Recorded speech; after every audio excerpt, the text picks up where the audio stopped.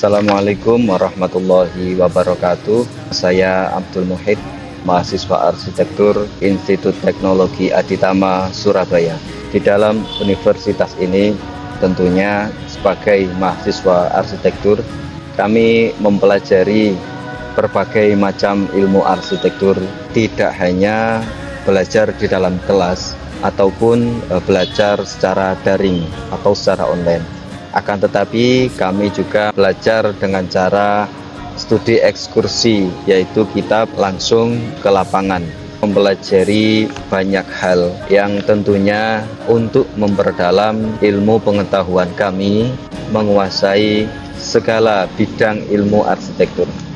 Salah satunya adalah perkembangan arsitektur dunia dari masa ke masa, dimulai dari arsitektur Ancient Middle East, Ancient Egypt, sampai arsitektur Islam, dan saat ini kami sedang berfokus untuk mempelajari arsitektur gotik, yaitu arsitektur yang dipengaruhi pasca Perang Salib, sehingga arsitektur ini sering diaplikasikan pada bangunan tempat ibadah seperti gereja.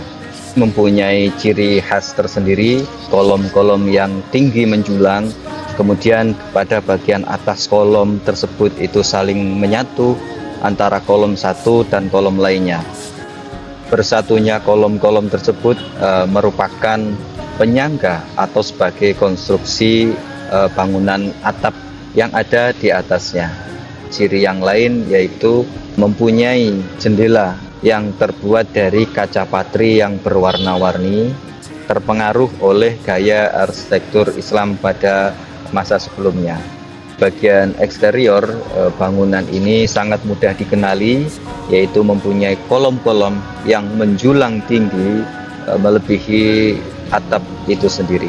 Pada kesempatan yang baik ini, dalam menjalankan studi ekskursi, kami mempelajari arsitektur gotik pada bangunan gereja paroki Hati Kudus Yesus Kayu Tangan, Malang, yang mana gereja ini masih mempertahankan struktur aslinya meskipun dalam perkembangannya telah dilakukan beberapa kali perawatan. Misalnya di situ ada pengecatan, ada penambahan ruangan, dan juga ada penambahan menara di bagian depannya, yang mana menara ini menambah kemegahan bangunan gereja itu sendiri, berada di posisi yang sangat strategis dan sangat terlihat dari sudut pandang manapun. Berdiri sejak tanggal 4 Juni tahun 1897, yang sebelumnya merupakan bagian dari Paroki Kepanjen Surabaya. Dibangun mengadopsi gaya arsitektur neogotik, ditandai dengan peletakan batu pertama pada tanggal 11 Mei 1905. Arsitek untuk bangunan gereja ini sendiri adalah M.C. Hulswig. Kemudian pada tahun 2018 diletakkan sebuah patung baru, yaitu posisinya tepat di atas pintu, dari posisi depan di antara dua menara yang menjulang tinggi di antara kanan dan kiri di gereja ini.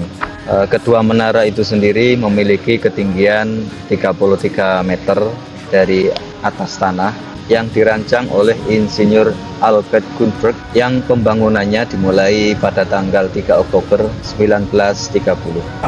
Kami di sini 23, berarti sekarang tahun ini 100 tahun. Kalau bangunan ini 126 tahun di tahun ini.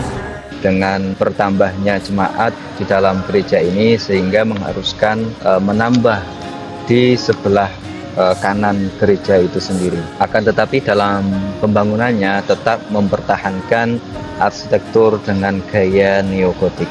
Pada bangunan ini masih dipertahankan ornamen, kemudian juga pintu utamanya masih dipertahankan, yang terlihat pintunya sangat tebal dan juga terlihat sangat kokoh.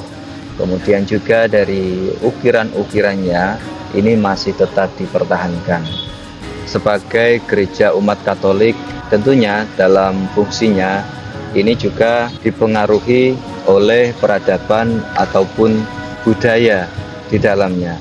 Jemaat di dalam gereja ini tidak hanya berdiri ataupun duduk dalam melakukan peribadatan, akan tetapi di dalam gereja ini juga ada waktunya ketika berlutut. Demikian studi ekskursi yang bisa saya sampaikan. Semoga bermanfaat bagi kita semua, terutama bagi mahasiswa arsitektur yang akan mendalami mengenai arsitektur baik di Indonesia maupun arsitektur di dunia. Tentunya sebagai mahasiswa arsitektur kita harus terus mengikuti perkembangan arsitektur yang ada saat ini. Saya ucapkan terima kasih. Assalamualaikum warahmatullahi wabarakatuh.